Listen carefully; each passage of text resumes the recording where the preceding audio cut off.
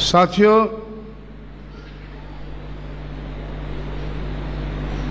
आप लोग अच्छी तरह से जानते हैं कि बहुजन समाज को जाति के आधार पर बड़े पैमाने पर तोड़ा गया है। इन तोड़े हुए लोगों को जोड़ने की कोशिश में हम लोग लगे हैं। हमारे कुछ साथी जो बहुजन नायक के कारोबार को देखते हैं,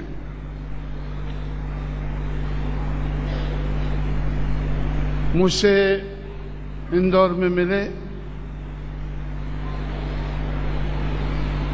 तो उन्होंने मुझसे कहा कि बहुत से लोग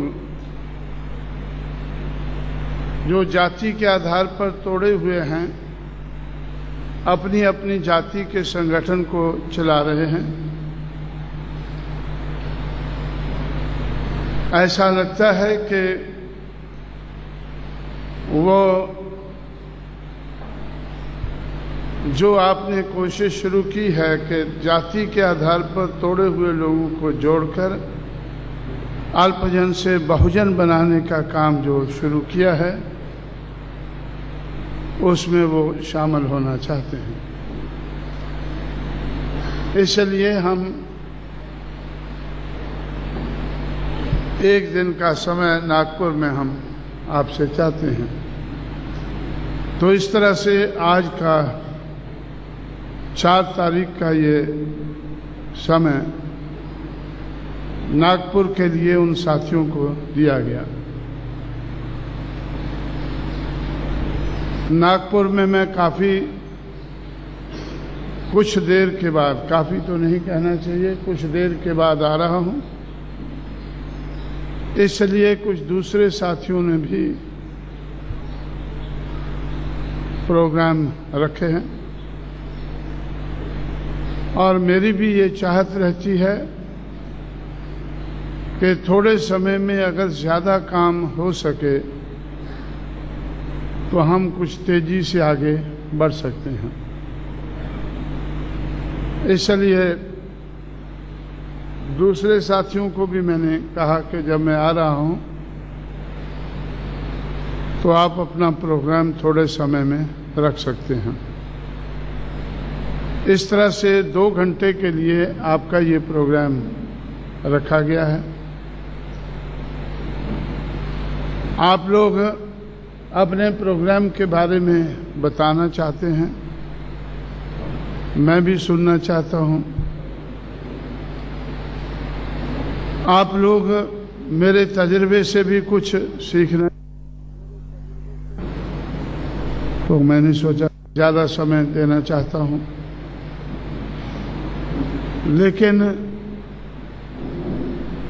समय तो एक दिन में, एक रात में 24 घंटे का ही रहता है। उसी में हमें अपने आप को एडजस्ट करके चलना होगा। इसलिए साथियों, मैं समय अभाव के कारण जो प्रबंधक साथी हैं, जो ज़्यादा विस्तार से डिटेल में मुझे कुछ बताना चाहते हैं, आप लोगों को भी बताना चाहते हैं,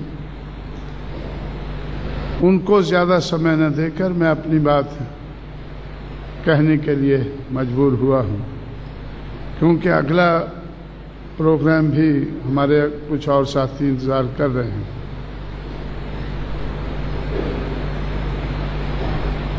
आप लोग जिन महापुरुषों के फोटो आप लोगों ने लगाए हैं,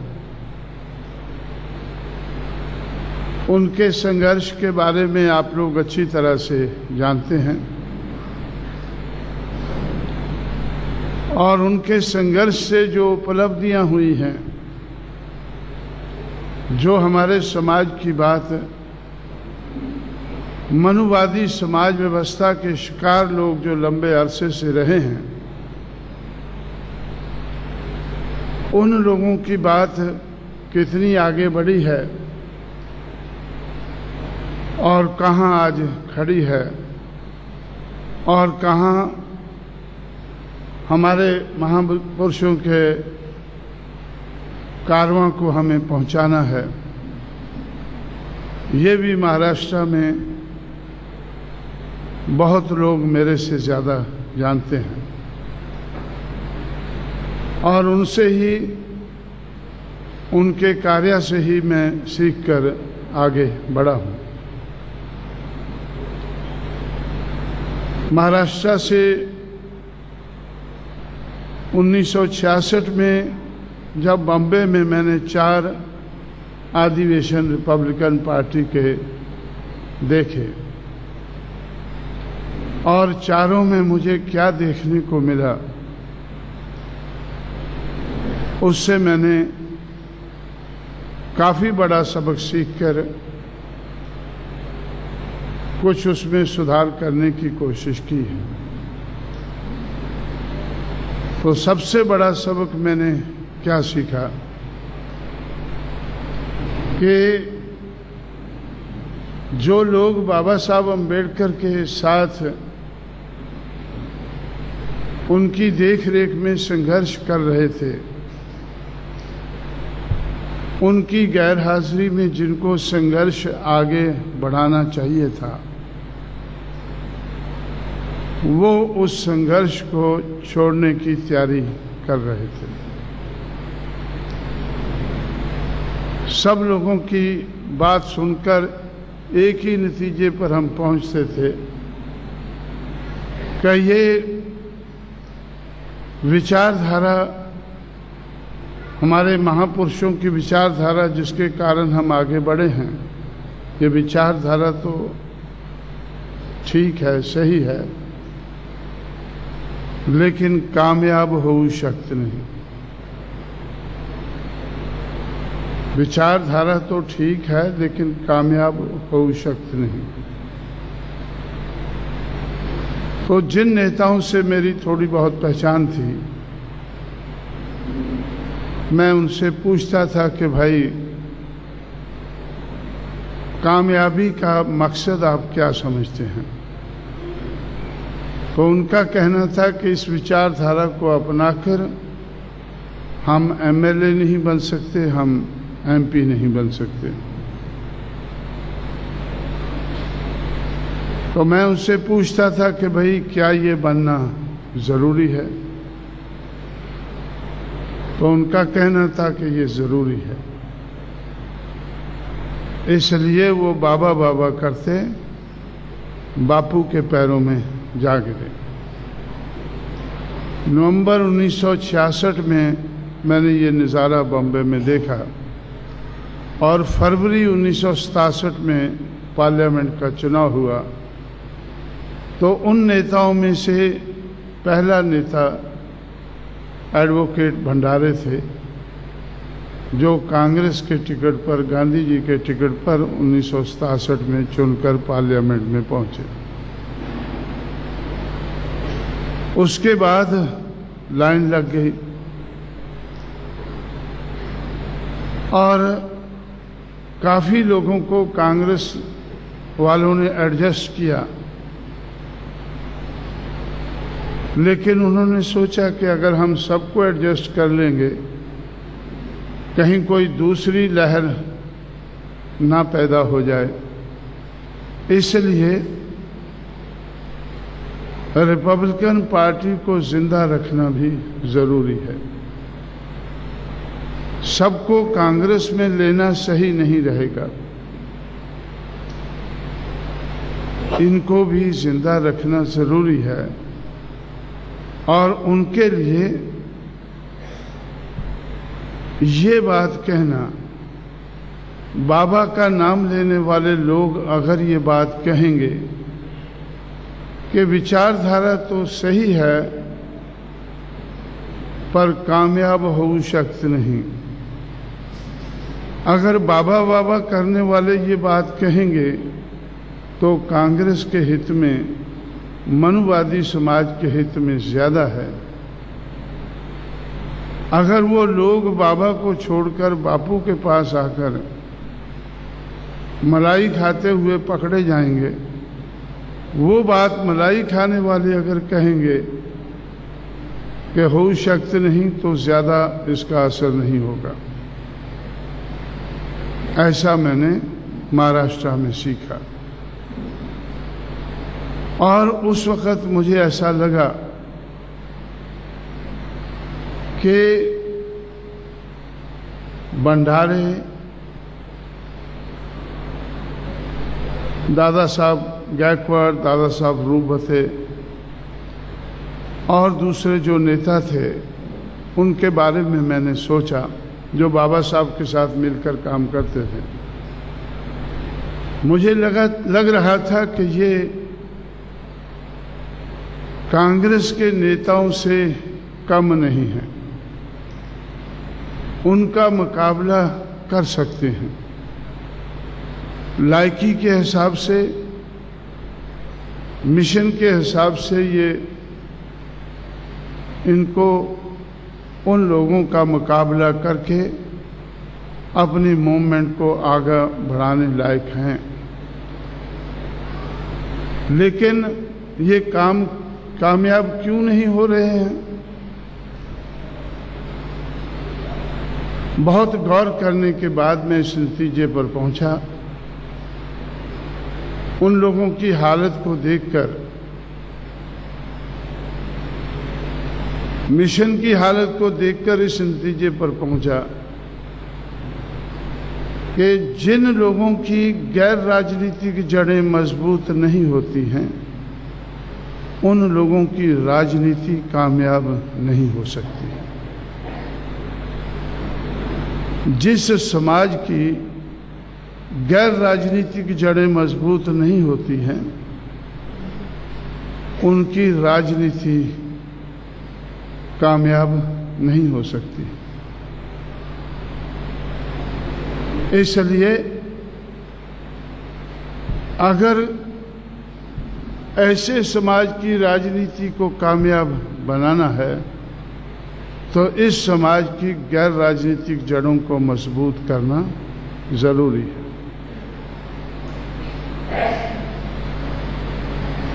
दूसरा, मैंने ये उस वक़्त के इतिहास से सबक सीखा कि इस मूवमेंट को इनिशिएट करने वाले, शुरू करने वाले महात्मा ज्योतिबा फुले थे। 19वीं 20वीं सदी में जो मूवमेंट बनी और बढ़ी, इसीलिए बाबा साहब अम्बेडकर कहते थे कि father of India social revolution. इसलिए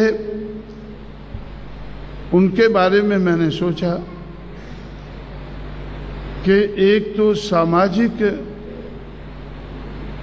दृष्टि से वो शूद्र और अति शूद्र समाज में इतने ज़्यादा गिरे हुए नहीं थे जितने ज़्यादा दूसरे लोग गिरे हुए थे या गिराए हुए थे। सामाजिक दृष्टि से माली समाज के लोग जिसमें वो पैदा हुए, वो महार, मांग और चमार के मुकाबले में इतने ज़्यादा नहीं गिराए गए थे। और आर्थिक दृष्टि से भी वो शूद्र अति शूद्र समाज में संपन्न थे, अपने पैसे से मूवमेंट को चलाने लायक थे।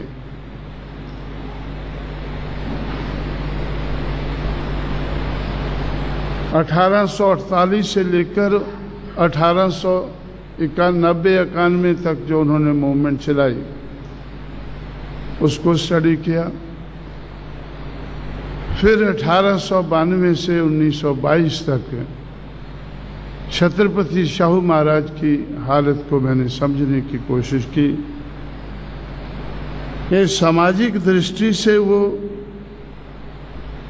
गिराए हुए समाज में तो पैदा हुए, लेकिन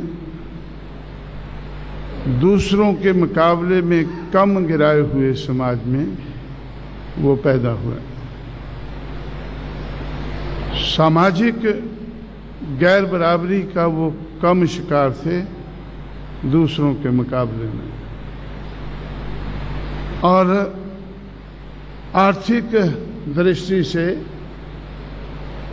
वो एक महाराजा होने के कारण, छोटे से राज्य का महाराजा होने के कारण, तो आर्थिक दृष्टि से भी वो गैर बराबरी का, आर्थिक गैर बराबरी का बड़ा शिकार नहीं थे। इसलिए सामाजिक और आर्थिक गैर बराबरी के कम शिकार होने के कारण 1848 से 1923 तक ये मूवमेंट जो आज हम चला रहे हैं, या 1822 से लेकर 1956 तक जो बाबा साहब ने चलाई, उससे पहले 75 साल तक इस मूवमेंट को उन लोगों ने चलाया जो सामाजिक और आर्थिक दृष्टि से कम गिराए हुए थे। इसका मतलब ये मूवमेंट चलाने की स्ट्रेंथ उनमें थी। जो अछूत लोग थे उनमें वो सामाजिक और आर्थिक स्ट्रेंथ नहीं थी कि वो उसको चला सकें। इसलिए पहले 75 साल तक ये मूवमेंट महाराष्ट्र में फुले और शाहू ने, और दक्षिण भारत में नारायण गुरु और पेरियार ने, या और उनके साथियों ने, जो शूद्र समाज के लोग थे, उन लोगों ने इस मूवमेंट को चलाया। 1922 के बाद ये मूवमेंट जब आगे बढ़ी तो बाबा साहब अम्बेडकर की देखरेख में ये मूवमेंट आगे बढ़ने लगी। लेकिन बाबा साहब अम्बेडकर को जिस माली और कुनबी ने थोड़ा बहुत सहयोग फुले और शाहू को दिया, उतना भी सहयोग उनका बाबा साहब अम्बेडकर को नहीं मिला। क्यों? क्योंकि वो सामाजिक और आर्थिक दृष्टि से ज्यादा गिराए हुए थे। वो सामाजिक और आर्थिक दृष्टि से ज्यादा गिराए हुए थे। इसलिए जो कम गिराए हुए लोग हैं वो ज्यादा गिराए हुए लोगों को सहयोग देना पसंद नहीं करते। बाबा साहब अम्बेडकर ने जब रिजर्वेशन के बारे में अंग्रेजों को रजामंद किया तो इसी आधार पर उन्होंने रजामंद किया कि शेड्यूल्ड कास्ट, शेड्यूल्ड ट्राइब के लोग ऐसे इतने ज़्यादा गिराए हुए लोग हैं कि शूद्र समाज के लोग भी उनको वोट देना और वोट देकर उनको असेंबली पार्लियामेंट में भेजना पसंद नहीं करेंगे। इसलिए इनके लिए सीटें भी रिजर्व होनी चाहिए। और फिर सेपरेट इलेक्टोरेट के लिए अंग्रेज क्यों रजामंद हुए कि इनके अपने वोट से ही, इनके अपने समाज के वोट से ही इनको असेंबली और पार्लियामेंट में जाने का मौका मिलना चाहिए। लेकिन ये सब कुछ तो नहीं हुआ। 1932 में सेपरेट इलेक्टोरेट हमने पूना में गंवाई। जुलाई 1942 में नागपुर में बाबा साहब ने शेड्यूल्ड कास्ट फेडरेशन की मीटिंग में ऐलान किया कि मैंने दूसरा रास्ता ढूंढा है जब हम सेपरेट इलेक्टोरेट नहीं पा सके हैं तो सेपरेट सेटलमेंट का रास्ता मैंने ढूंढा है और अंग्रेज़ों को रजामंद किया है कि सेकेंड वर्ल्ड वार ख़त्म होने के बाद हमारे लोगों के सेपरेट सेटलमेंट बनाए जाने चाहिए। अंग्रेज़ों ने मुझसे कहा है कि 20 साल के अंदर हम ये काम पूरा कर देंगे और मैंने मान लिया है कि जो लोग हज़ारों साल से गिराए गए हैं तो 20 साल उनके लिए कोई बहुत बड़ा समय नहीं है। ऐसा नागपुर में बाबा साहब ने ऐलान किया जुलाई 1942 में। लेकिन वर्ल्ड वार ख़त्म हुई, अंग्रेज़ों ने भारत छोड़ने का फैसला किया। पहली स्कीम सेपरेट इलेक्टोरेट की फेल हुई, दूसरी सेपरेट सेटलमेंट की फेल हो गई। जिन लोगों के हाथ में अंग्रेज सत्ता देकर गए उन लोगों से के सामने ये बातें मैं तो जानता नहीं हूँ, आप में से लोग जानते होंगे कि उन लोगों के सामने ये सेपरेट इलेक्टोरेट और सेपरेट सेटलमेंट की बात बाबा साहब ने रखी या नहीं रखी। स्टेट्स एंड मिनॉरिटीज से पता चलता है कि उन्होंने धीमी आवाज़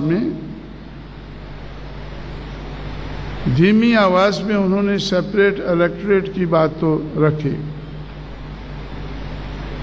जिन लोगों ने 1932 में नहीं मानी तो 1946 में भी नहीं मानी। अब सेपरेट सेटलमेंट की बात के बारे में मुझे ज़्यादा ज्ञान नहीं है, लेकिन हमेशा मैं कोशिश में रहता हूं कि मुझे कुछ पता चल सके। और आजकल मैं बहुत तेज़ी से कोशिश कर रहा हूं कि मुझे कुछ पता चल सके कि बाबा साहब क्या सोचते थे सेपरेट सेटलमेंट के बारे में। आजकल मैं क्यों सोचता हूं ज़्यादा कि बाबा साहब जिंदा नहीं रहे, लेकिन जो लोग देहातों में दुखी थे, जिनकी ज़रूरत थी सेपरेट सेटलमेंट की, उन्होंने वो ज़रूरत अपने आप पूरी की। कैसे? देहात छोड़कर वो शहरों में आ बसे। किस हालत में? गंदे नालों के किनारे, रेल की पटड़ी के किनारे, सड़कों के किनारे, ऐसी ऊंची नीची जगह जहां लोग रहना पसंद नहीं करते, वहां वो देहात छोड़कर सेटल हो गए। इसलिए आज गवर्नमेंट के आंकड़ों से पता चलता है कि ऐसे 15 करोड़ लोग हैं। अंग्रेज जाने के बाद आज तक ऐसे 15 करोड़ लोग हैं जो देहात छोड़ने पर मजबूर हुए और शहरों के झोंपड़ों में सेटल होने पर मजबूर हुए। तो सेपरेट सेटलमेंट तो हुए, लेकिन किस हालत में हुए वो भी सोचने वाली बात है। वो भी एक समस्या खड़ी हुई है, उसका भी समाधान करने वाली बात है। इसलिए साथियों, तो हमारे बुजुर्गों के संघर्ष से सबक सीखकर मैंने एक सोच बनाई और उस सोच के आधार पर एक फार्मूला बनाया। उस फार्मूला का नाम है, it is a multiple of three forces, multiple of 3 factors. वो फार्मूला क्या है? N into D into S is equal to change. हमारे बुजुर्गों के संघर्ष के कारण बदलाव आया है। हमारे बुजुर्गों के संघर्ष के कारण बदलाव आया है, लेकिन बाबा साहब अम्बेडकर के जाने के बाद वो बदलाव रुका है, संघर्ष रुका है, और संघर्ष न होने के कारण वो बदलाव रुका है। अगर वो बदलाव हमें मंजिल तक उसको पहुंचाना है तो हमारे लिए बहुत ज़रूरी है कि हम सामाजिक और आर्थिक गैर बराबरी का अंत करें।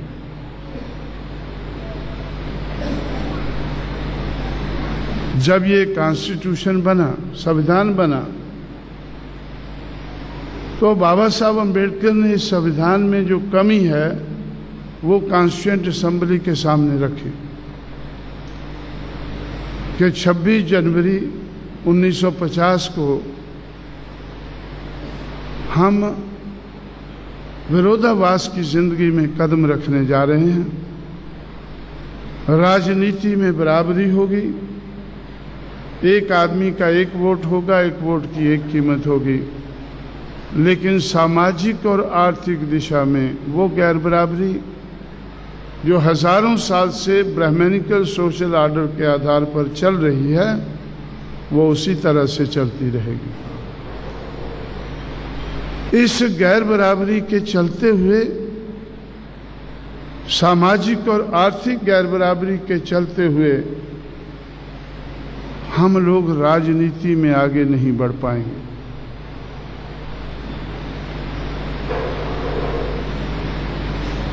यही मैं महाराष्ट्र से देखकर सीखकर उत्तर भारत में गया कि ये लोग राजनीति में आगे क्यों नहीं बढ़ पा रहे हैं, क्योंकि जिस समाज को ये बेस बनाकर चल रहे हैं वो समाज सामाजिक दृष्टि से और राजनीतिक दृष्टि से गिरा हुआ समाज है, गिराया हुआ समाज है। सामाजिक दिशा में, आर्थिक दिशा में गिरा हुआ रहने के कारण जो लीड कर रहे हैं इस मूवमेंट को, उनका काम मुश्किल है, और उस मुश्किल को सामाजिक और आर्थिक दृष्टि से गिरा हुआ समाज समझ नहीं रहा है। मैंने उस बात को समझने की कोशिश की, मैंने उस बात को समझने की कोशिश की और समझकर हल ढूंढने की कोशिश की। इसलिए उस वक़्त मैंने महाराष्ट्र में रहते हुए ही बामसेफ नाम का संगठन बनाया था। क्यों? जो मैंने फार्मूला बनाया N into D into S is equal to change, उसमें बाबा साहब के ज़माने में N और D तो थे, लेकिन S बड़ी मुश्किल से वो पैदा करते थे, और अंग्रेज उनकी बात को सुनकर समझकर हमारे समाज को न्याय देने की कोशिश करते थे। लेकिन मुझे ऐसा लगा कि बाबा साहब अम्बेडकर की कोशिश के कारण आज समाज के पास एस है, आज समाज के पास स्ट्रेंथ है। जो स्ट्रेंथ फुले के पास थी, जो स्ट्रेंथ शाहू के पास थी, उस स्ट्रेंथ का सहारा लेकर जो उन्होंने मूवमेंट को आगे बढ़ाया, जो स्ट्रेंथ बाबा साहब के पास नहीं थी, जैसा तैसा करके थोड़ी बहुत स्ट्रेंथ पैदा करके उन्होंने मूवमेंट को आगे बढ़ाया। लेकिन बाबा साहब अम्बेडकर के संघर्ष के कारण, फुले शाहू अम्बेडकर के संघर्ष के कारण इस समाज में स्ट्रेंथ पैदा हुई है। इस समाज में स्ट्रेंथ पैदा हुई है, लेकिन बिखरी हुई है। अगर इस बिखरी हुई स्ट्रेंथ को इकट्ठा किया जाए तो N into D into S is equal to change, तो हम चेंज की तरफ बड़ी तेजी से आगे बढ़ सकते हैं।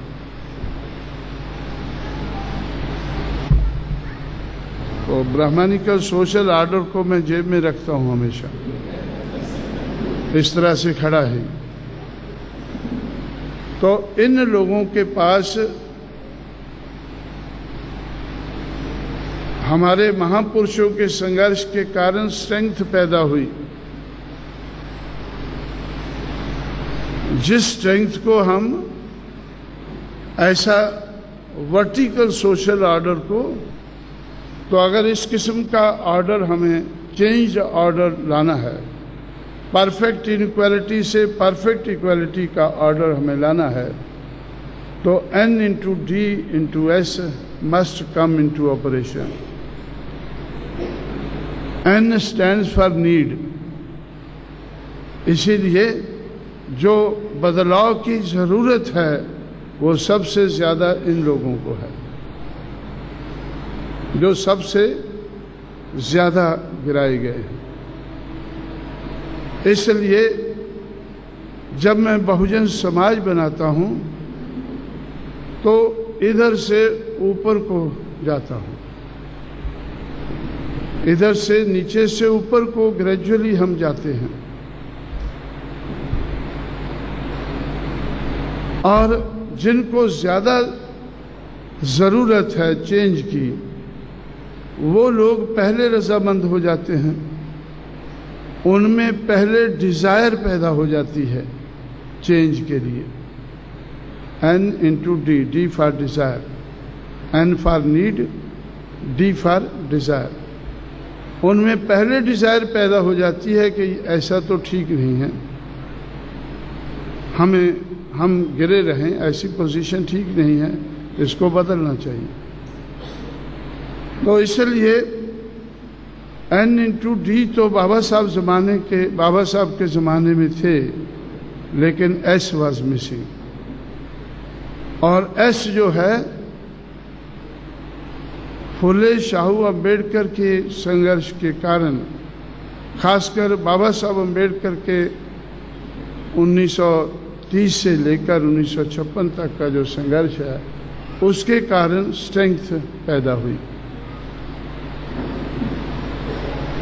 ये स्ट्रेंथ कैसे पैदा हुई? जिन लोगों को हजारों साल से पढ़ना लिखना मना था,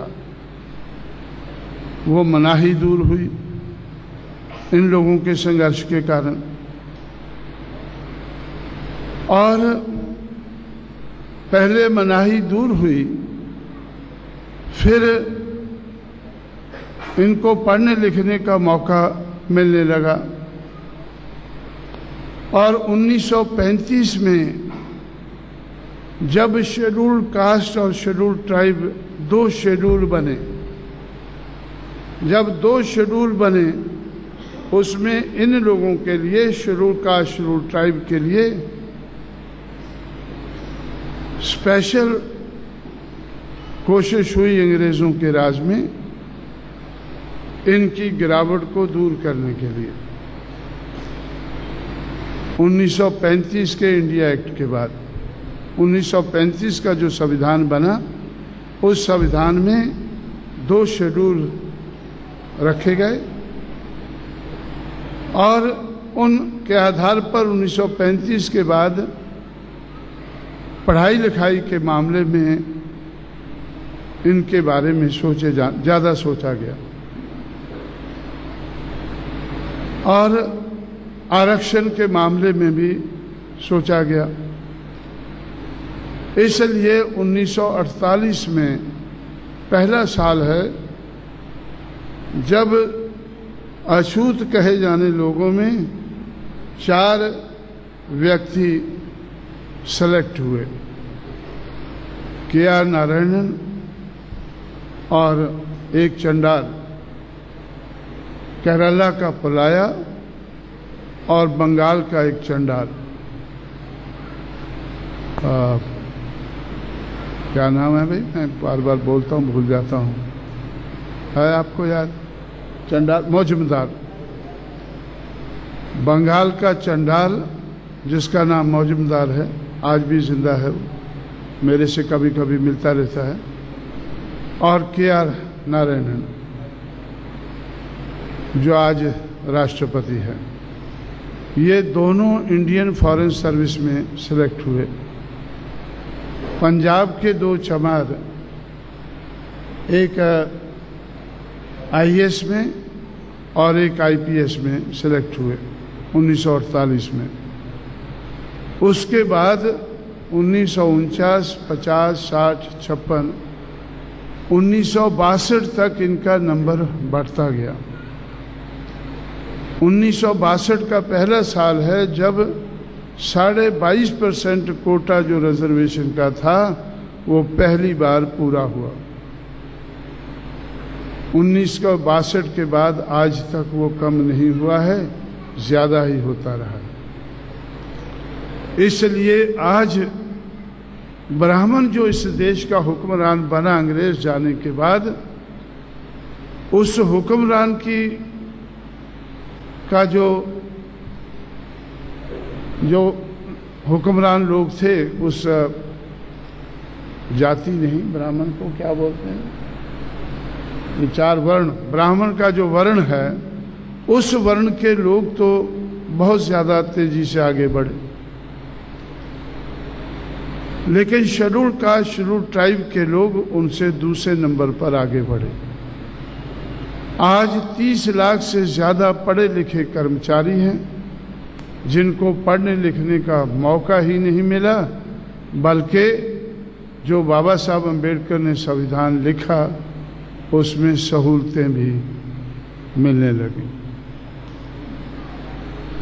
जो हैंडीकैप लोग थे वो प्रिविलेज्ड लोग हो गए संघर्ष के कारण। उस प्रिविलेज के कारण, चाहे वो प्रिविलेज पढ़ने लिखने का है या रिजर्वेशन का है, उसके कारण ये लोग 30 लाख से ज्यादा आज पढ़े लिखे कर्मचारी हैं और ब्राह्मण से दूसरे नंबर पर अधिकारी हैं। तो आज नहीं, आज से लगभग 20-25 साल पहले जब मैं पूना में था तो मुझे ऐसा लगा, उस वक़्त ये लगभग 15 लाख इनकी संख्या होगी। उस वक़्त मुझे लगा कि ये लोगों को हमारे बुजुर्गों के संघर्ष के कारण समाज में ऐश तो पैदा हुआ है, स्ट्रेंथ तो पैदा हुई है, लेकिन बिखरी हुई है। 15 लाख एजुकेटेड एम्प्लॉइज ये पढ़े लिखे हैं, इसका मतलब इनका दिमाग है, इनके पास कुछ दिमाग है, इतना दिमाग है कि कुछ समझने लायक बने हैं, और उनमें से कुछ टीचर भी बने हैं, समझाने लायक भी बने हैं। इनके पास दिमाग है। और मैं जब कभी दिल्ली जाता था तो दिल्ली में मुझे 2 डायरेक्टर मिलते थे जो प्लानिंग कमीशन में शेड्यूल कास्ट के थे, डायरेक्टर थे प्लानिंग कमीशन में। तो उनसे मैं मिलकर सोचता था, और सोचते सोचते मैं उनसे कहने लगा कि भाई आप लोगों के पास हुनर है,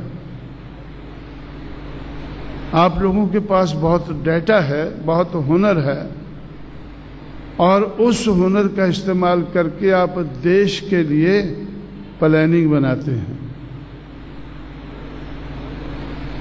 लेकिन आप जिस समाज से पैदा हुए हैं और ऊपर उठे हैं, उस समाज के बारे में कोई प्लानिंग नहीं बनाते हैं।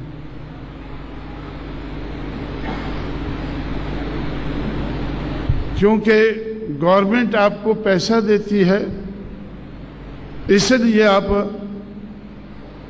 एक नौकर की हैसियत से देश भर के लिए प्लानिंग बनाने लायक हैं। इसका मतलब आप मर्सनरी हैं, पैसा लेकर प्लानिंग बनाने लायक हैं। लेकिन अगर मिशनरी भावना पैदा हो जाए आप लोगों में, तो मिशनरी बनकर आप लोग अपने समाज के लिए भी बढ़िया प्लानिंग बना सकते हैं।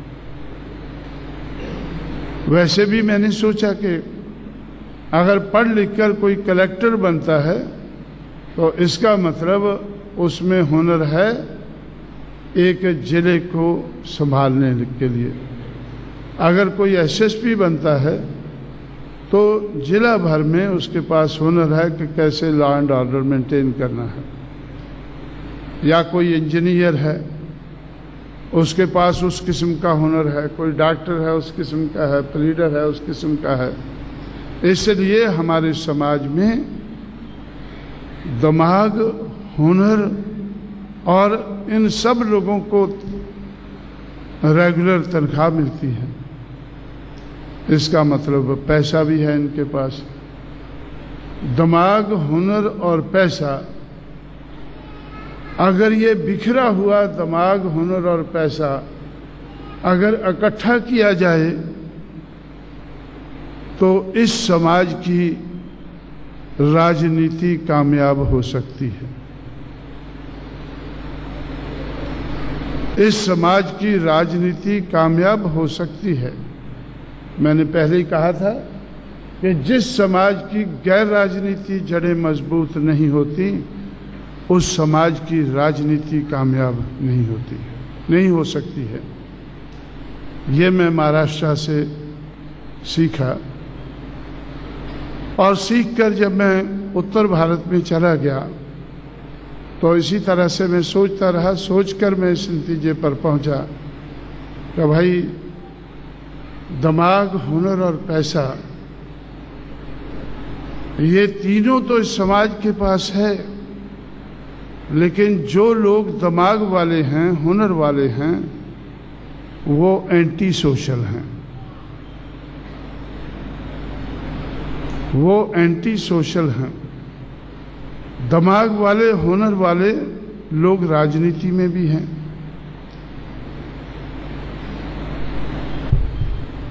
और दिमाग वाले, हुनर वाले राजनीति में लोग जो हैं, वो अपना दिमाग और हुनर का फायदा लेने के लिए वो दूसरे समाज के चमचे बनना पसंद करते हैं, क्योंकि उनको भरोसा है कि उनका इतना दिमाग, इतना उनके पास हुनर नहीं है कि वो दूसरों के मुकाबले में खड़े हो सकें, कामयाब हो सकें।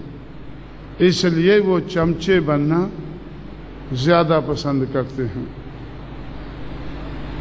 अब जब दिमाग और हुनर वाले राजनीतिक लोग चमचे बन जाते हैं दूसरों के, तो जो दिमाग और हुनर वाले पढ़े लिखे कर्मचारी हैं, वो भी अपने दिमाग और हुनर का फायदा अपने लिए लेना चाहते हैं। इसलिए वो चमचों के चमचे बन जाते हैं। वो अपना हित सुरक्षित करने के लिए वो चमचों के चमचे बन जाते हैं। जैसे लंबे अरसे तक आप लोगों ने, बाबा साहब अम्बेडकर इनसे क्यों दुखी थे? आखिरी दिनों में वो कहते थे कि इन लोगों ने मुझे धोखा दिया है, क्योंकि वो सोचते थे कि ये समाज के लिए कुछ करेंगे। लेकिन बाबा साहब के पीछे भी ये पड़े रहते थे कि बाबा साहब हमारा प्रमोशन, हमारा ट्रांसफर, हम इस पोस्ट पर चले गए हैं, लेकिन जहां इन्होंने पोस्टिंग किया है वहां पैसा कम है। जहां इन्होंने पोस्टिंग किया है वहां पैसा कम है, तो बाबा साहब भी चले रहते होंगे। मुझे दिल्ली में अभी कुछ जानकारी हुई है पुराने लोगों से कि बाबा साहब ज़्यादातर इन लोगों के लिए चले रहते किसी न किसी मंत्री के पास, तो भाई इसका ये ट्रांसफ़र का देखें, थोड़ा इसका प्रमोशन का देखें। लेकिन बाबा साहब की तो कोई सरकार नहीं थी, उनके स्टेचर के हिसाब से कोई ओबलाइज कर देता था, लेकिन ज़्यादातर तो वो बाबा साहब से नफरत ही करते थे कि भाई अगर ये इसको किसी अच्छी जगह प्रमोशन दिला रहा होगा, अगर किसी अच्छी जगह प्रमोशन दिला रहा होगा तो शायद इससे पैसा लेता होगा। पैसा तो चाहिए था। अब मेरे पास भी बहुत से लोग आते रहते हैं, तो भाई हमारा प्रमोशन अभी एक ओएनजीसी में डायरेक्टर था, वो उससे बड़ा अधिकारी बनना चाहता था। वैसे तो मुझे खुशी थी कि भाई हमारे लोग अभी बड़े अधिकारी बन रहे हैं, अच्छी बात है। जब हम रूलर बनेंगे वो हमारे काम आ सकते हैं, लेकिन रूलर बनना भी तो मुश्किल हो जाता है, उनके सहयोग के बगैर रूलर बनना भी मुश्किल है। तो इस तरह से उत्तर भारत में मैंने, खासकर उत्तर प्रदेश में मेरा तजुर्बा था कि जितने अधिकारी थे वो सारे के सारे कांग्रेस पार्टी के जो शेड्यूल्ड कास्ट के चमचे थे, उनके ये लोग चमचे थे, चमचों के चमचे ये लोग बने हुए थे अपना उल्लू सीधा करने के लिए। कई बार मैंने देखा कि भाई एक आदमी, एक पढ़ा लिखा कर्मचारी है, अधिकारी है, वो अभी भी चक्कर मार रहा है उल्लू सीधा करने के लिए। तो मैंने उससे पूछा, यार तू काफ़ी देर से ये उल्लू को लेकर घूम रहा है, अभी तक सीधा नहीं हुआ है? नहीं साहब, अभी तक सीधा नहीं हुआ है। जब तक उल्लू सीधा नहीं होगा तब तक वो इन चमचों के पास चक्कर मारता रहेगा। जो लोग राजनीतिक नेताओं को सहारा बनना चाहिए था, वो उनके लिए बोझ बन गए। पढ़े लिखे कर्मचारी और अधिकारी, खासकर उत्तर प्रदेश में मेरा तजुर्बा था कि भाई जो अधिकारी है, आईएएस ऑफिसर है, आईपीएस ऑफिसर है, ये उसका धंधा है कि हमारा विरोध करे। हमने बहुजन समाज पार्टी तो बना ली, लेकिन ये पार्टी कामयाब ना हो, बड़े पैमाने पर कांग्रेस पार्टी ने उनको इस्तेमाल किया,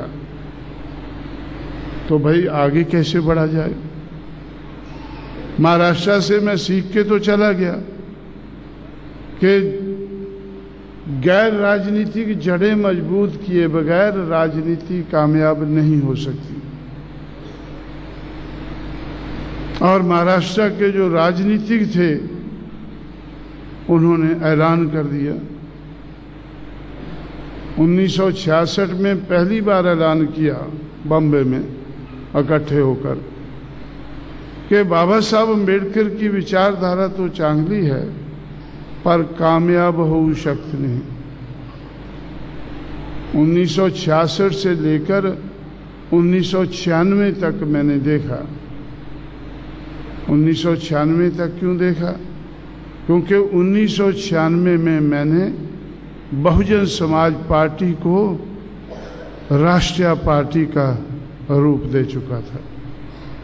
बहुजन समाज पार्टी 1996 में पहली बार राष्ट्रीय पार्टी बनी। 1966 से 1996 तक 30 साल के समय में जो एक मामूली सी बात शुरू हुई थी, तो 1996 में मैंने देखा कि महाराष्ट्र में वो लहर बन चुकी है। महाराष्ट्र में वो लहर बन चुकी है और बनकर दक्षिण भारत में छा गई है। जहाँ जहाँ बाबा साहब को मानने वाले लोग थे, उन सब के ऊपर वो उसने घर कर लिया है। और वो लहर क्या थी? उस लहर का नाम क्या था कि बाबा साहब अम्बेडकर की विचारधारा तो चांगली है, पर कामयाब हो शक्ति नहीं। महाराष्ट्र में बच्चा बच्चा चिल्लाने लगा, कामयाब हो शक्ति नहीं, हो शक्ति नहीं। ये आज एक लहर है, सिर्फ महाराष्ट्र में नहीं, महाराष्ट्र से नीचे दक्षिण भारत में जहां से संघर्ष शुरू हुआ, छुआछूत के खिलाफ संघर्ष हुआ, पढ़ने लिखने के लिए संघर्ष शुरू हुआ, आरक्षण के आधार पर हमारे लोग आगे बढ़ सकें, उसके लिए संघर्ष शुरू हुआ, संघर्ष की लहर बनी। लेकिन 1966 में तो काउंटर लहर शुरू हुई और आज वो टॉप में जा रही है। आज वो टॉप में जा रही है कि हो शक्ति नहीं। भाई बच्चा बच्चा महाराष्ट्र में चिल्लाता है कि हो शक्ति नहीं। और लकीली जहाँ कोई संघर्ष नहीं हुआ, जहाँ समाज के हित में कुछ भी नहीं हुआ, आज उत्तर प्रदेश से शुरू होकर पूरे उत्तर भारत में एक दूसरी लहर चल रही है। उस लहर का नाम क्या है? हो शक्ति है। भाई हो शक्ति, हो शक्ति है। अब हमने सोचा कि भाई हो शक्ति तो हम कहते हैं, मैं कहता हूँ, लोग मेरी बात मानते हैं, लेकिन इसको करके तो दिखाना चाहिए, इसको करके तो दिखाना चाहिए। जो मैं महाराष्ट्र में कहता था कि भाई हम राजनीतिक सत्ता की एक गुरु किल्ली है, ये भी बाबा साहब ने हमें कहा है, इस गुरु किल्ली को हासिल करके हम जिंदगी के हर पहलू में कोई भी ताला खोल सकते हैं। इसलिए मैं महाराष्ट्र में, जब मेरा लिंक था महाराष्ट्र से, काम तो मैं उत्तर भारत में करता था लेकिन महाराष्ट्र में आता जाता था, और यहाँ बाबा साहब अम्बेडकर के नाम पर यूनिवर्सिटी बननी चाहिए मराठवाड़ा में, जहाँ उन्होंने एजुकेशन के लिए बहुत काम किया। बाबा साहब के फॉलोअर्स ने कड़ा संघर्ष किया, इसलिए कि यूनिवर्सिटी बननी चाहिए। और जब मैं देखता था कि क्या कुछ हो रहा है, तो मुझे ऐसा लगता था कि भाई अगर आप लोग राजनीतिक सत्ता नहीं ले सकते हैं, तो राजनीतिक क्लाउट भी अगर बना ले, अगर राजनीतिक एक शक्ति आपकी नजर आए, तभी ये काम बन सकेगा। लेकिन महाराष्ट्र में तो लोग ज़्यादा होशियार थे, होशियारी दिखाते गए, लोगों को मरवाते गए। एक बार मैं नागपुर में इधर था, मेरा बामसेफ या बीएसपी का, कोई बीएसपी का था शायद, हैं नहीं, एक हमारा एक बीएसपी का शायद वो था, बीएसपी का था या बामसेफ का था, सेकंड, हैं, हाँ, एक सेशन था हमारा। तो मैं नागपुर में था, जब वो इधर गोली चली तो 4-6 लोग मारे गए और काफ़ी लोग फट्टड़ हो गए। 6 दिसंबर को था शायद, हैं, बामसेफ का था शायद। तो उस वक़्त भी मैं सोच रहा था कि भाई ये लोग तो मारे जा रहे हैं, लोगों की भावना है, वो भावना के बस वो तड़प रहे हैं, लेकिन कुछ बन तो नहीं रहा है। तो इसलिए उस वक़्त भी मेरा अपने बामसेफ के साथियों से कहना था कि भाई पॉलिटिकल क्लाउड के बगैर ये यूनिवर्सिटी नहीं मिल पाएगी। अगर पॉलिटिकल क्लाउड हम बना ले, जो उत्तर प्रदेश में कांग्रेस को नजर आया 1989 में, तो 1989 में राजीव गांधी ने 1989 के चुनाव से पहले 14 अप्रैल को 1989 को लखनऊ में 6 एकड़ जगह एक्वायर करके तो उन्होंने एक यूनिवर्सिटी का निर्माण किया, अम्बेडकर यूनिवर्सिटी। एक स्टैचू, क्या यूनिवर्सिटी क्या थी? जब हमारे हाथ में सत्ता आई तो मैंने यूनिवर्सिटी देखने गया, तो यूनिवर्सिटी क्या थी? एक बाबा साहब का स्टैचू और उसके साथ एक बैरक, और बाकी 6 एकड़ जगह में घास, और घास में गाय भैंसें चल रही हैं।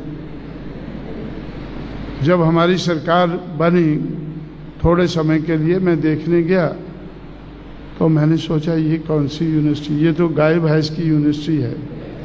गाय भैंस के लिए हॉस्पिटल होता है, ये तो सुना है हमने कि ये आदमियों के लिए हॉस्पिटल, ये वेटरनिटी हॉस्पिटल है।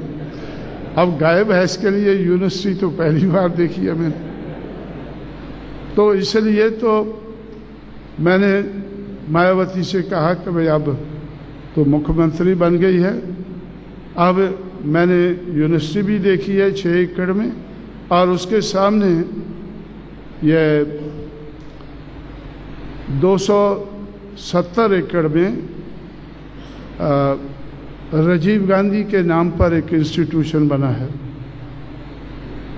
तो इसलिए उसके सामने अब बहुत ज़मीन खाली पड़ी है, तो इसलिए वो ज़मीन एक्वायर करके तो उसको 4 चौफेरे दीवार बना देनी चाहिए। यूनिवर्सिटी तो बाद में बनाए देखेंगे, लेकिन कम से कम वो जगह जो है गाय भैंस से तो दूर रखनी चाहिए। जब स्टूडेंट आएंगे वो उसका थोड़ा और समय लग जाएगा, लेकिन कम से कम इसको तो हम लोगों ने 272 एकड़ जगह एक्वायर करके उसके चारों तरफ 4 दीवारी बनाई। और उसके बाद जब दोबारा सरकार आई तो तब तक हमने उसको या उसी समय पे उसको चालू करा दिया था, क्योंकि ये के.आर. नारायणन उस वक्त वाइस प्रेसिडेंट थे, तो इसके हाथ से उसका उद्घाटन हमने कराया था जब ये वाइस प्रेसिडेंट थे। तो इसलिए तो दूसरी बार मैं महाराष्ट्र में 94 में आया, तो और जब मैं महाराष्ट्र में आता हूँ, कोल्हापुर ज़रूर जाया करता था, तो मैंने छत्रपति शाहू महाराज के स्टैचू पर माला अर्पण करने के लिए गया, तो उधर जो कुनबी लोग हैं तो वो उधर चिल्ला रहे थे कि भाई शाहू के नाम पर भी यूनिवर्सिटी होनी चाहिए। पूना यूनिवर्सिटी के बनाने में उन्होंने बहुत कुछ किया है, तो इसलिए पूना यूनिवर्सिटी का नाम दे देना चाहिए। तो उसके बाद मैंने सोचा कि भाई होना तो चाहिए, पर इधर तो अभी लहर चल रही है कि हो शक्ति नहीं, तो ये हो शक्ति की लहर में तो ये होना मुश्किल है। लेकिन इतने में बाल ठाकरे उधर गए, उन्होंने कहा कि पेपरों में आ गया कि कांशीराम को इन लोगों ने, तो मैंने सोचा कि बड़ी खुशी की बात है। अगर बाल ये आज तो ठाकरे इस हालत में नहीं है, लेकिन ऐसा लगता है कि जल्दी पावर में आ जाएगा, तो पावर में आते ये करेगा। लेकिन इतने में तो मुझे ऐसा लगा कि भाई ये महाराष्ट्र में तो जहाँ हो शक्ति की लहर चल रही, हो शक्ति नहीं लहर चल रही है, तो वहाँ तो पता नहीं कितनी देर लगेगी। तो इसलिए मैंने जहाँ छत्रपति शाहू महाराज कानपुर की एक कुर्मी महासभा को एड्रेस करने के लिए गए थे एक दिन के लिए 1919 में, तो वो जगह मैं कभी कभी विज़िट किया करता था। तो मैं दोबारा गया तो देखा कि उधर हज़ारों एकड़ जगह अभी भी खाली पड़ी है। तो हम लोगों ने तो 200 एकड़ जगह एक्वायर करके तो छत्रपति शाहू महाराज के नाम पर भी यूनिवर्सिटी बना दी।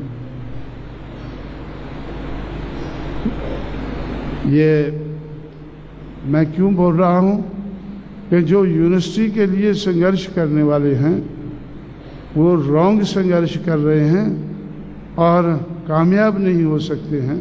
जब कामयाब नहीं हो सकते हैं तो चिल्लाते हैं हो शक्त नहीं, हो शक्त नहीं।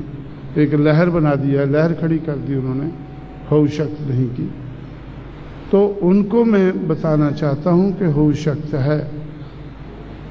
हम लोगों ने जो राजीव गांधी ने महाराष्ट्र के लोगों को धोखा देने के लिए जो यूनिवर्सिटी बनाई, तो उसकी जगह वो सेंटर की यूनिवर्सिटी थी कि ना स्टेट वाले देखें ना सेंटर वाले देखें, ऐसे ही 6 एकड़ की जगह में घास फूस उगता रहे।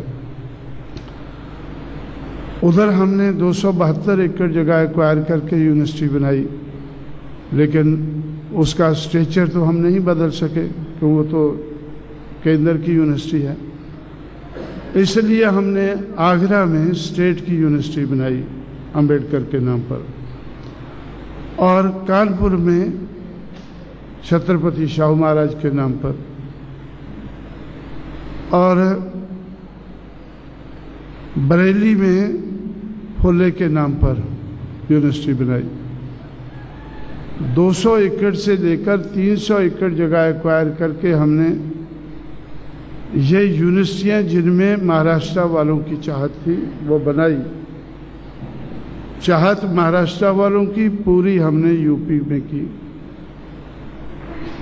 फिर मैंने सोचा कि भाई महाराष्ट्र में तो अभी बुद्धम शरणम भी हो रहा है, इसलिए गौतम बुद्ध नगर हमने एक जिला बनाया था दिल्ली से लगा हुआ, तो उसमें भी हमने गौतम बुद्ध यूनिवर्सिटी बनाई कि कहीं बुद्धम शरण वाले नाराज ना हो जाएं कि भाई बुद्धा के नाम पर नहीं बनाई, कहीं वो एजिटेट आंदोलन अपना हो शक्त नहीं आंदोलन ना शुरू कर दें। तो इसलिए तो हम बहुत कुछ कर सकते हैं, बहुत कुछ हासिल कर सकते हैं। हम सिर्फ एमएलए एमपी ही नहीं सरकारें भी बना सकते हैं। तो मैंने सोचा कि बड़ी खुशी की बात है अगर ये आज तो ठाकरे इस हालत में नहीं है, लेकिन ऐसा लगता है कि जल्दी पावर में आ जाएगा, तो पावर में आते ये करेगा। लेकिन इतने में तो मुझे ऐसा लगा कि भाई ये महाराष्ट्र में तो जहाँ हो शक्त की लहर चल रही, हो शक्त नहीं लहर चल रही है, तो वहाँ तो पता नहीं कितनी देर लगेगी। तो इसलिए मैंने जहाँ छत्रपति शाहू महाराज कानपुर की एक कुर्मी महासभा को एड्रेस करने के लिए गए थे एक दिन के लिए 1919 में, तो वो जगह मैं कभी कभी विज़िट किया करता था। तो मैं दोबारा गया तो देखा कि उधर हज़ारों एकड़ जगह अभी भी खाली पड़ी है। तो हम लोगों ने तो 200 एकड़ जगह एक्वायर करके तो छत्रपति शाहू महाराज के नाम पर भी यूनिवर्सिटी बना दी।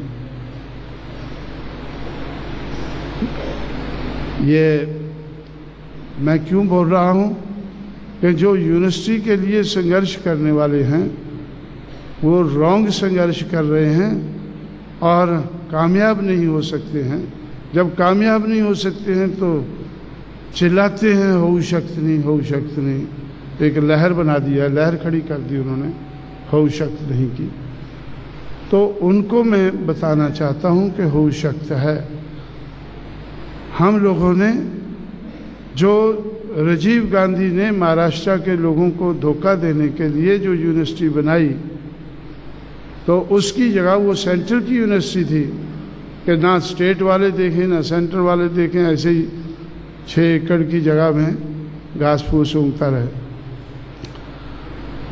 उधर हमने 272 एकड़ जगह एक्वायर करके यूनिवर्सिटी बनाई, लेकिन उसका स्ट्रक्चर तो हम नहीं बदल सके कि वो तो केंद्र की यूनिवर्सिटी है। इसलिए हमने आगरा में स्टेट की यूनिवर्सिटी बनाई अंबेडकर के नाम पर, और कानपुर में छत्रपति शाहू महाराज के नाम पर, और बरेली में फुले के नाम पर यूनिवर्सिटी बनाई। 200 एकड़ से लेकर 300 एकड़ जगह एक्वायर करके हमने ये यूनिवर्सिटियाँ जिनमें महाराष्ट्र वालों की चाहत थी वो बनाई। चाहत महाराष्ट्र वालों की पूरी हमने यूपी में की। फिर मैंने सोचा कि भाई महाराष्ट्र में तो अभी बुद्धम शरणम भी हो रहा है, इसलिए गौतम बुद्ध नगर हमने एक जिला बनाया था दिल्ली से लगा हुआ, तो उसमें भी हमने गौतम बुद्ध यूनिवर्सिटी बनाई कि कहीं बुद्धम शरण वाले नाराज ना हो जाएं कि भाई बुद्धा के नाम पर नहीं बनाई, कहीं वो एजिटेट आंदोलन अपना हऊ शख्स नहीं आंदोलन न शुरू कर दें। तो इसलिए तो हम बहुत कुछ कर सकते हैं, बहुत कुछ हासिल कर सकते हैं। हम सिर्फ एमएलए एमपी ही नहीं, सरकारें भी बना सकते हैं, और सिर्फ स्टेट लेवल की पार्टी नहीं बल्कि नेशनल पार्टी भी बना सकते हैं। नेशनल पार्टी कैसे बनती है, उसका कुछ क्राइटेरिया है इलेक्शन कमिश्नर का। अभी अभी सीपीएम का नेशनल पार्टी का स्टेटस चला गया है। पहले वो नेशनल पार्टी थी। जब हमारी पार्टी नेशनल बनी तब कांग्रेस पहले नंबर की नेशनल थी, बीजेपी दूसरे नंबर की, और सीपीएम तीसरे की, और बीएसपी चौथे नंबर की राष्ट्रीय पार्टी थी। लेकिन अब उनका स्टेटस चला गया है तो हमारी पार्टी तीसरे नंबर की राष्ट्रीय पार्टी है। अब मैंने ऐसा सोचा है कि जब हऊ शक्ति की लहर चलाकर हम लोगों ने नेशनल पार्टी हऊ शक्ति है ये दिखा दिया है, 4 राज्यों में 5 राज्यों में मान्यता प्राप्त करके ये दिखा दिया है। अब हमारा लक्ष्य है कि जहाँ जहाँ हमने 6% से ज़्यादा वोट हासिल करके मान्यता प्राप्त की है, अब वहाँ मान्यता नहीं, वहाँ राजपाट होना चाहिए, बहुजन समाज का राज होना चाहिए, जहाँ जहाँ हम मान्यता प्राप्त कर चुके हैं। तो इसलिए ये भी हो सकता है, तो अगर तमन्ना सच्ची है तो हो सकता है, अगर तमन्ना झूठी है, सुपरफिशियल है, तो हो सकता नहीं है। इसलिए साथियों, तो इस आधार पर मैंने आपसे कहा कि गैर राजनीतिक जड़ें मजबूत करके तब हम राजनीति में कामयाबी हासिल कर सकते हैं। महाराष्ट्र में ही मैंने ये बात शुरू की, लेकिन मुझे लगा कि अभी हऊ शक्ति नहीं है, इनका मुकाबला मैं नहीं कर पाऊंगा। हऊ शक्ति की लहर मजबूत है, और आज तो इतनी मजबूत है कि आज तो मैं काफ़ी कुछ करने के बावजूद भी तो मुझे ऐसा लगता है कि भाई महाराष्ट्र में हऊ शक्ति नहीं की लहर का मुकाबला करने के लिए हमें काफ़ी ज़्यादा मेहनत करनी होगी। मुझे लगता है कि जो मुझे सुनने वाले हैं ये सोचते होंगे कि भाई जो हऊ शक्ति नहीं की लहर बन गई है महाराष्ट्र में, तो इसको छोड़ना चाहिए। ज़्यादा तो नहीं सोचते होंगे, ज़्यादा तो नहीं सोचते होंगे। क्यों नहीं सोचते होंगे? क्योंकि वो भी होश शक्त नहीं से प्रभावित हैं। आज भी जो मेरे सामने बैठे हैं, सुन रहे हैं, वो ज़्यादा क्यों नहीं सोचते हैं? आप लोगों ने एजेंडा रखा मेरे सामने अपना, आप लोगों ने मेरे सामने अपना एजेंडा रखा है। उस एजेंडे से मुझे लगता है कि आप बहुत हद तक प्रभावित हैं होश शक्त नहीं लहर से, जो बहुत बड़े पैमाने पर महाराष्ट्र में चल रही है। उसके प्रभाव के कारण आप ऐसा एजेंडा बनाते हैं। जो मैंने एजेंडा बनाया होश शक्त का एजेंडा, तो मैंने जब लोगों को तैयार किया, जब मुझे लगा कि भाई ये चमचों के चमचे मुझे कामयाब नहीं होने देंगे, बड़े बड़े अधिकारी होश शक्त लहर कामयाब नहीं होने देंगे, तो मैंने साधारण लोगों को पकड़ा, समाज को पकड़ा, समाज को रजामंद किया कि भाई आप अगर इस लहर को बनाना है तो हमारे पास पैसा होना चाहिए, दिमाग होना चाहिए, हुनर होना चाहिए और पैसा होना चाहिए। तो इसलिए अगर आपकी चाहत है कि होश शक्त की लहर बनानी है, तो आप मेरे पास बेचने के लिए कुछ नहीं है, लेकिन आप मुझे मीटिंग में बनाते हैं, तो मीटिंग में बुलाते हैं तो तालियां बजा के चले जाते हैं। सिर्फ तालियां बजाने से तो होश शक्त की लहर नहीं बन सकती। इसलिए आप मुझे किसी मीटिंग में बुलाते हैं तो मेरी मीटिंगें खरीदना शुरू करो। तो पहले मेरे वजन के हिसाब से उत्तर प्रदेश में 12-12 हज़ार में हर रोज़ मेरी एक मीटिंग कोई ना कोई जगह के लोग खरीदते थे। ऐसे 100 मीटिंगें मैंने 12-12 हज़ार में बेची, तो 12 लाख रुपया इकट्ठा हो गया। और फिर मैंने कहा कि यार आखिरी वक्त पर एक एक दिन में 3-3 मीटिंग मेरी बिकती थी। तो मैं बोला भाई 3 मीटिंग बिकती हैं तो आप मुझे 36,000 रुपया देते। अब 36,000 तो मेरी, इसलिए मेरी मीटिंग आप 52 साल मेरी उम्र हो गई है, वेट के हिसाब से नहीं, अभी मेरी उम्र के हिसाब से खरीदो। तो पहली मीटिंग मेरी जलगांव डिस्ट्रिक्ट में 52,000 में बिकी। मैंने बोला कि 52,000 रुपया, 52,000 लोग सामने होने चाहिए और 3,000 लोग बाइसिकल पर आए। तो इस तरह से एक सोच बनाकर उसको बढ़ाना शुरू किया। और मैंने उनसे कहा कि भाई एक तो इलेक्शन नज़दीक आ रहा है और तुम लोग धीमी गति से चल रहे हो, तो अगर 12-12 हज़ार में मेरी मीटिंग करोगे तो कई साल लग जाएंगे, इलेक्शन तो निकल जाएगा। तो 89 का इलेक्शन आया। 89 के इलेक्शन में हमारी और कांग्रेस की टक्कर थी, और कांग्रेस को हम जो हमेशा जीता करती थी, हर इलेक्शन जीता करती थी, तो मैंने इलाहाबाद में खुद खड़ा होकर कांग्रेस को हराया।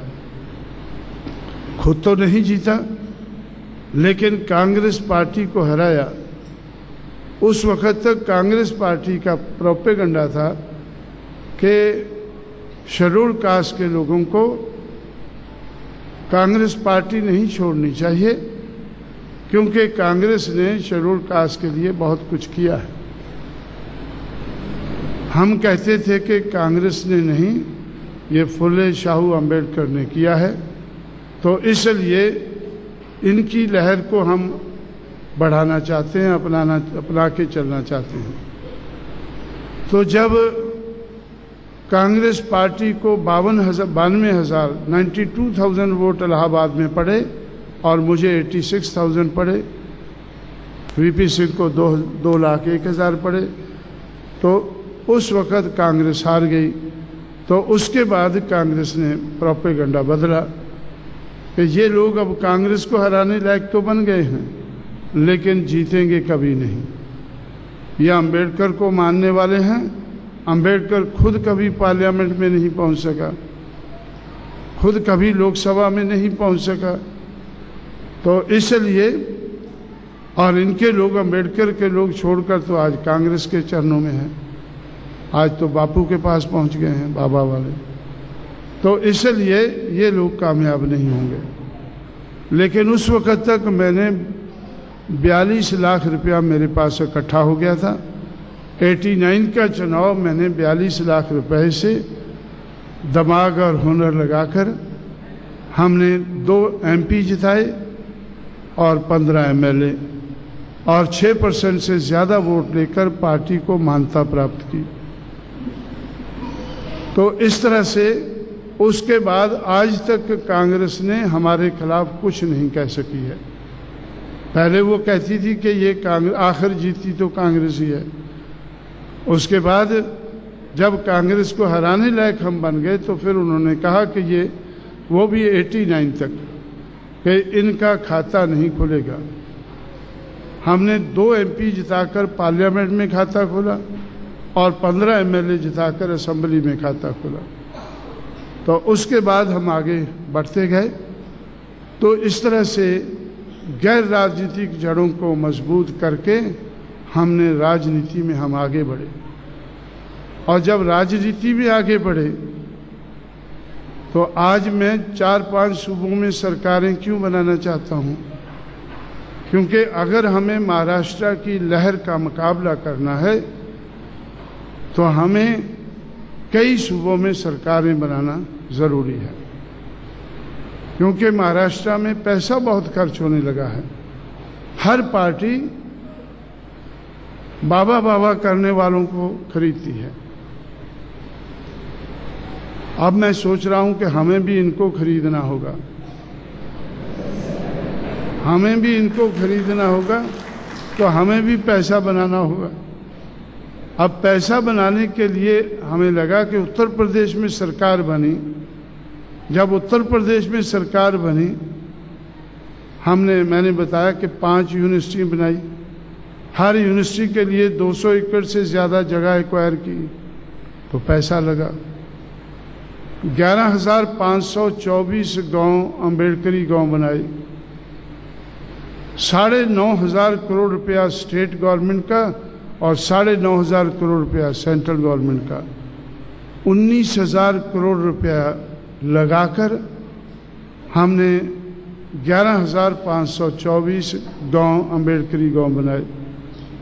आप लोगों ने इधर कोई ना कोई सुना होगा, बनाते होंगे कि क्या बनाया भाई, अम्बेडकर भवन बनाया। लेकिन जब उत्तर प्रदेश में हमारे हाथ में सरकार आ गई तो हम लोगों ने 11,524 अम्बेडकर भवन बनाए। 11,524, क्योंकि अम्बेडकरी गांव का जो प्रोविज़न है वो 11 पॉइंट प्रोग्राम है। उसमें एक पॉइंट भी है कम्युनिटी सेंटर का। तो कम्युनिटी सेंटर का नाम हमने अम्बेडकर भवन रखा। तो इसलिए एक एकड़ में एक अम्बेडकर भवन बनाया। पैसा तो लगा, लेकिन पैसा आया कहाँ से? सरकार का पैसा लगा। हम लोगों ने अम्बेडकर मेला, परियार मेला, शाहू मेला, फुल्ले मेला, ये मेले जो सरकार लगाती है। पहले उत्तर प्रदेश की सरकार अपने हिसाब से मेले लगाती थी, जो भी सरकार आती थी। सबसे 50 करोड़ रुपया उत्तर प्रदेश की सरकार कुंभ के मेले पे लगाती थी। कुंभ का मेला कभी हरिद्वार में, कभी इलाहाबाद में। हमने कुंभ को ख़त्म किया, हमने ये मेले शुरू कर दिए, अम्बेडकर मेला, फुले मेला, शाहू मेला, परियार मेला। तो और परियार मेला से हमारी सरकार भी गिर गई, क्योंकि परियार उनको सबसे बुरा लगा।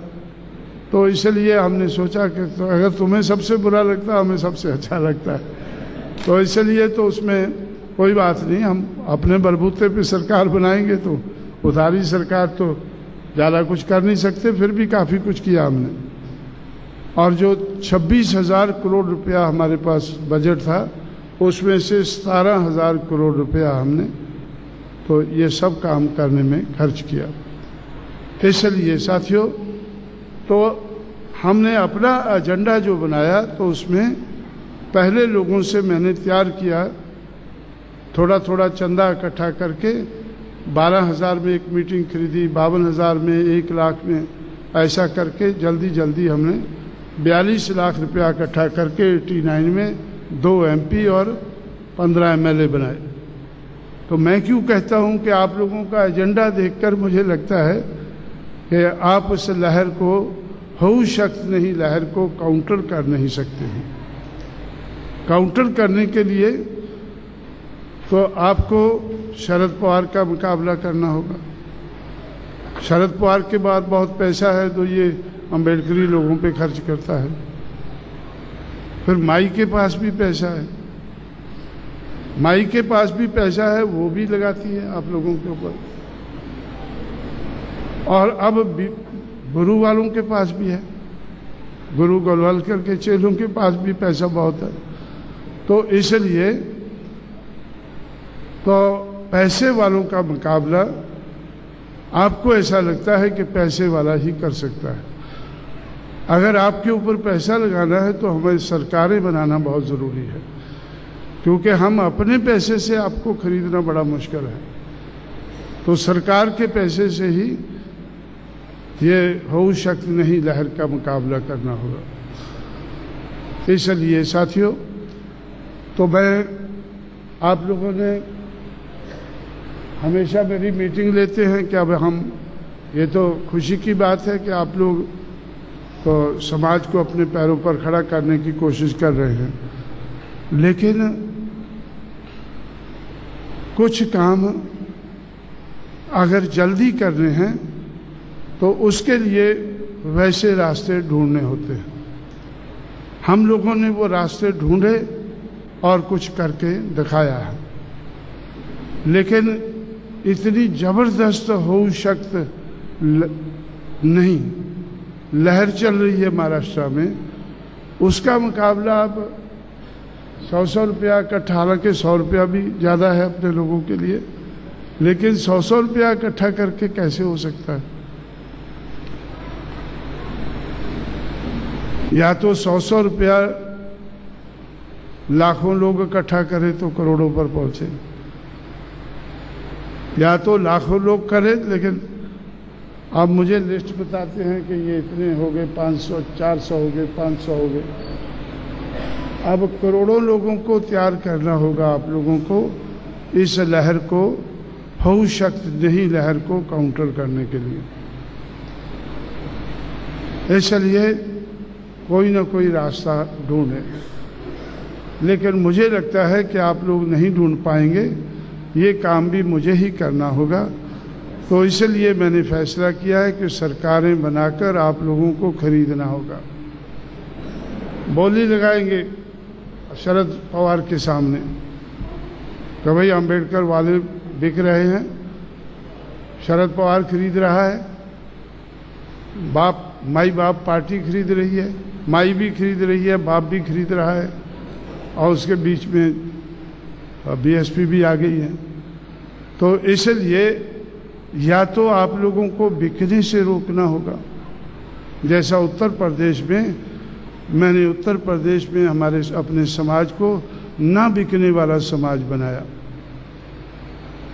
ना बिकने वाला समाज बनाने के लिए ये एक आदमी बैठा है इधर, बोरकर खड़ा हो जब, आप इधर प्रचार क्यों नहीं करते कि 4200 किलोमीटर साइकिल चलाकर कांशीराम ने कौन सा प्रचार किया था? तो भी बीच बीच में था ना, पूरा था, पूरा इसने तमाशा देखा है, लेकिन महाराष्ट्र वालों को खबर नहीं दी है। महाराष्ट्र वालों को खबर तक नहीं, कानो कान खबर नहीं दी इसने। ये जाता है तो कभी मध्य प्रदेश, कभी उत्तर प्रदेश, जो लोग कुछ काम कर रहे हैं उनका काम इंस्पेक्ट करने के लिए जाता है, लेकिन महाराष्ट्र वालों को ये नहीं बताता है कि कांशीराम ने कैसे अपने समाज को ना बिकने वाला समाज बनाया है। और ना बिकने वाले समाज का प्रूफ होता है, जो बिकने वाला है उसका हाथ ऐसा होता है। दलित, आप लोग दलित तो बहुत हैं, हाथ ऐसा है, लेकिन जो ना बिकने वाला है उसका हाथ ऐसा हो जाता है। तो इसलिए थोड़ा थोड़ा पैसा करोड़ों लोगों से हमने लिया है, लाखों से नहीं, करोड़ों से। करोड़ों लोगों ने पैसा दिया है। जैसे अभी 99 में चुनाव हुआ, 99 के चुनाव में उत्तर प्रदेश की 85 पार्लियामेंट की सीटें हैं, 85 उम्मीदवार हमने खड़े किए। हर उम्मीदवार को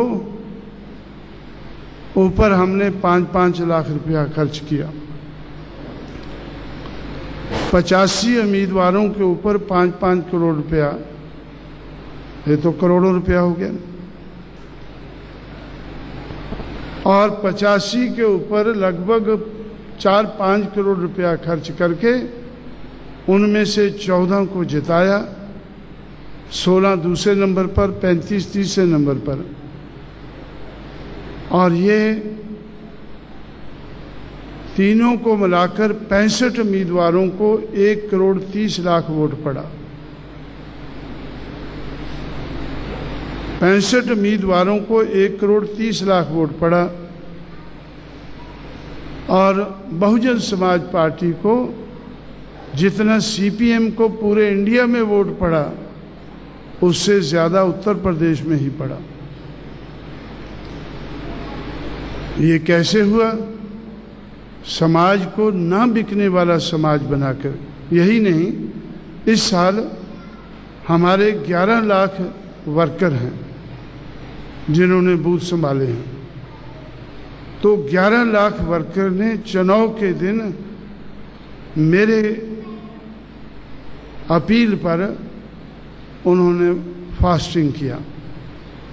जिस दिन आप लोग मुर्गा मसल्लम खाते हैं, जिस दिन आप लोगों के भाई झोंपड़ों में दारू पीते हैं, कच्ची दारू पीते हैं, उस दिन उत्तर प्रदेश में आपके भाइयों ने 11 लाख वर्कर ने फास्टिंग किया कि 6 बजे सुबह उन्होंने खाना खाना है, 6:30 बजे ड्यूटी पे चढ़ जाना है और 5 बजे तक, जब तक कि चुनाव ख़त्म नहीं होता तब तक ड्यूटी पे रहना है, बूथ संभालने हैं और फिर पेटियों को ले जाना है।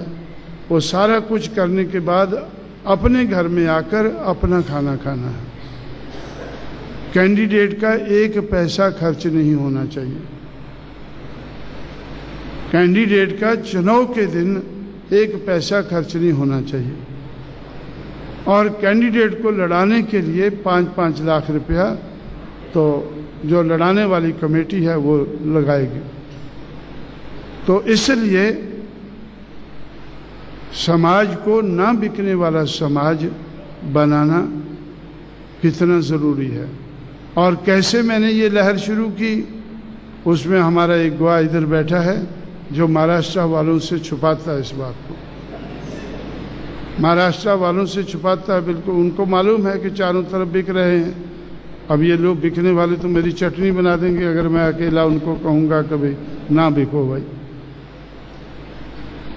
तो इसलिए तो ना बिकने वाला समाज बनाकर और समाज को करोड़ों लोगों को तैयार करके थोड़ा थोड़ा साधन, हमें निर्धन समाज की मूवमेंट को अगर चलाना है, कामयाब बनाना है, धनवानों की पार्टियों से मुकाबला करना है, तो हमें अपने रास्ते ढूंढने होंगे।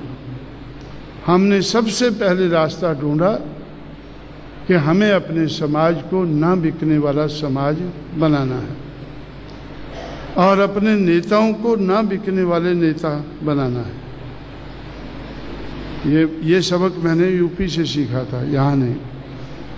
क्योंकि यूपी में जब मैं गया तो बहुत लोग मेरे दफ्तर में आते थे। मैं पूछता था कि भाई आप मेरे पास क्यों आते हो?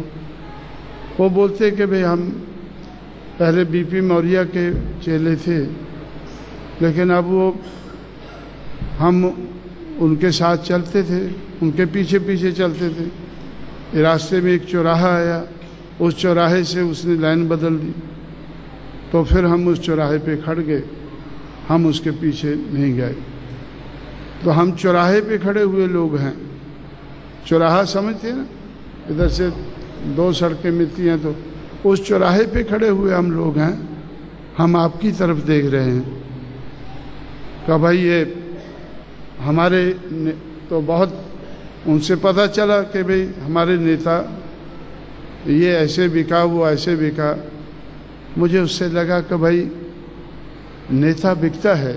और किसी जगह मैंने पढ़ा उसी समय कि people get the leadership what they deserve. लोगों को ऐसे नेता मिल जाते हैं जैसे लोग होते हैं। लोगों को ऐसे नेता मिल जाते हैं जैसे लोग होते हैं। चोरों का नेता कौन होता है? चोरों का नेता कौन होता है? जिसके बारे में चर्चा होती है कि बहुत बड़ा उस्ताद है, दोनों जेबें काट गया और पता भी नहीं चला। उसको वो नेता मानते हैं, ये बड़ा उस्ताद आदमी है। मैं तो यार उधर पकड़ा गया, उधर पकड़ा गया, लेकिन ये जो है। और इसलिए तो जो जिस किस्म के लोग होते हैं वैसे उनके नेता होते हैं। इसलिए people get the leadership what they deserve. इसलिए अगर हमें ना बिकने वाले नेता चाहिए, हमें ना बिकने वाला समाज पैदा करना होगा। लेकिन महाराष्ट्र में ये हो शक्त नहीं। क्यों भाई? ठीक है ना, हो शक्त नहीं। जब ये हो शक्त नहीं है तो इस लहर को काउंटर करना है, तो ये आसान काम नहीं। तो इसलिए ये बेचारे करते हैं कि देखो अभी हमने केडर बना लिया, ये किया, वो किया, मेरी रिपोर्ट सुनो। अब मैं तो सुनाने वाला आदमी हूँ आज, तो अभी क्या सुनूंगा मैं? ये तो सारी चीज़ें मैं हजम कर चुका हूँ। कि भाई महाराष्ट्र में ये 100 रुपया इकट्ठा करके, ये कोई 100 रुपया ठीक है। अगर आप मानो 10 लाख लोगों से कर लिया इकट्ठा 100, फिर तो काम आ जाएगा। लेकिन अभी तो लाख पर नहीं पहुँचे हैं, पता नहीं कब पहुँचेंगे। और इससे तो लहर जो चल रही है, इस लहर को आप काउंटर नहीं कर पाएंगे। इसलिए इस लहर को तो मुझे ही काउंटर करना होगा, करोड़ों रुपया खर्च करके। माई और बाप, आपकी माई और आपका बाप जो आज खरीदार हैं, या आपका गुरु, इधर नागपुर वाला गुरु गोलवालकर के भी गुरु है ना आगे, उसकी भी एक लहर है, उनके पास भी बहुत पैसा है। तो उनकी टक्कर का पैसा हमें महाराष्ट्र में खर्चना होगा, और तब शायद इस लहर को हम काउंटर कर पाएँ। इसलिए साथियों, तो आप लोगों ने मुझे प्रवोक करके, मैं अंडर प्रोवोकेशन बात कर रहा हूँ। प्रोवोकेशन क्या है? कि ये कछुए की चाल, ऐसा ऐसा। और कछुए की चाल ही नहीं, जब थोड़ा खतरा नजर आया तो अपनी गर्दन भी अंदर कर ली। कछुआ जो है, अगर उसको सामने को खतरा नजर आता है तो गर्दन भी अंदर कर लेता, हाथ पैर अंदर करके सेफ हो जाता है। एक सेफ स्पीड से आप लोग चल रहे हैं, ठीक है, आप चल रहे हैं, कछुए की चाल ही चल रहे हैं, तो उसकी सराहना करते हुए। लेकिन जिस चाल को तेज करके, और ख़ासकर अभी मेरा लक्ष्य है कि जिन सूबों में मैंने 5 सूबों में मान्यता प्राप्त करके पार्टी को नेशनल पार्टी बनाया है। अब उन सूबों में मुझे 6% से वोट को ज़्यादा बढ़ाकर तो वहाँ सरकारें बनाने की कोशिश करनी है, और सरकारें बनाकर ही हम इस देश के हुक्मरान बन सकेंगे। देश के हुक्मरान, देश कोई आसमान से नहीं गिरता है, प्रदेशों से देश बनता है। तो जिस तरह से बाकी पार्टियों की सरकारें किसी न किसी प्रदेश में बनकर मूवमेंट उनकी आगे बढ़ी है, तो इस तरह से अब मेरा लक्ष्य है कि उत्तर प्रदेश और उससे लगे हुए 4 प्रदेशों में सरकारें बनाकर, और मुझे ऐसा लगता है कि सरकारें बनू शक्त है, सरकारें बनू शक्त है, सिर्फ मुझे रास्ते ढूंढने हैं। और मेरी पूरा मानता है मेरी कि अगर तमन्ना सच्ची है तो रास्ते मिल जाते हैं, अगर तमन्ना झूठी है तो बहाने मिल जाते हैं। जिसकी तमन्ना झूठी है उससे बढ़िया बहाना किसी को नहीं मिलता है, जिसकी तमन्ना सच्ची है उससे बढ़िया रास्ता किसी को नहीं मिलता है। तमन्ना को सही करके, सच्ची करके अब हमें 5 सूबों में सरकारें बनाने का लक्ष्य हमारा है, उसकी तरफ मुझे बढ़ना है। लेकिन बीच बीच में मैं महाराष्ट्र में भी आता रहूँगा। जैसे मैं कल आया हूँ, आज इधर आपके बीच में हूँ, और 5 तारीख को मैं फिर, आप लोगों ने कस्तूरचंद पार्क बुक किया है। एक जो घटना की बात आप लोग करते हैं और घटनाचे शिल्पकार की बात आप लोग करते हैं, तो उस बात के संबंध में, उस शिल्पकार के संबंध में, उस घटना के संबंध में अपने ख्यालात रखने के लिए मैं 5 नवंबर को आ रहा हूँ, और 6 दिसंबर को बाकी देश भर से लोग जो जीपे लेकर प्रचार करते हुए दिल्ली पहुँचेंगे, तो आप लोग भी उसके बाद चंद लोग दिल्ली पहुँचेंगे। तो इस तरह से अपनी मूवमेंट को आगे बढ़ाने के लिए जो हम काम कर रहे हैं, उसके दौरान मैं बॉम्बे तो काफ़ी आता जाता हूँ, क्योंकि ये एक और समय लगेगा वो और बात बताने के लिए, लेकिन समय का अभाव है, इसलिए मैं आपको ज़्यादा बातें जो मुझे करनी है वो 5 तारीख को कस्तूरचंद पार्क में जो आप लोगों ने पब्लिक मीटिंग रखी है, उस मीटिंग को कामयाब बनाने के लिए आप लोग कोशिश करेंगे, और उस दिन अपनी बात रखने के लिए मैं आप लोगों के बीच में आऊँगा। और अब मैंने जो ख्यालात आपके सामने रखे हैं, उनके बारे में आप लोग ज़रूर सोच विचार करें, क्योंकि सोच विचार करने से अगर आप लोगों को हो सकता है कि आप लोग मतलब इंटरनल रेजिस्टेंस पैदा कर सकें। महाराष्ट्र में हो शक्त नहीं, लहर को काउंटर करने की कोई कोशिश नहीं हो रही है। अगर कोई कोशिश कर रहा है, वो इतनी कमज़ोर कोशिश कर रहा है कि लहर का मुकाबला, लहर के सामने वो बहता जा रहा है, लहर चलती जा रही है, हो शक्त नहीं, हो शक्त नहीं, उसके सामने हो शक्त वाला कोई टिकता ही नहीं। तो इसलिए आप लोग अपनी कोई सोच विचार करके अपनी विचारधारा को बदलने की कोशिश करें, ऐसी मैं आपसे अपील करते हुए आपसे विदा लेता हूँ। अगले प्रोग्राम के लिए मैं काफ़ी लेट हो गया हूँ, लेकिन जैसा तैसा करके उसको भी अटेंड करेंगे। इसलिए साथियों, मैं इस अपील के साथ मैं आप लोगों से विदा लेता हूँ। जय भीम, जय भारत।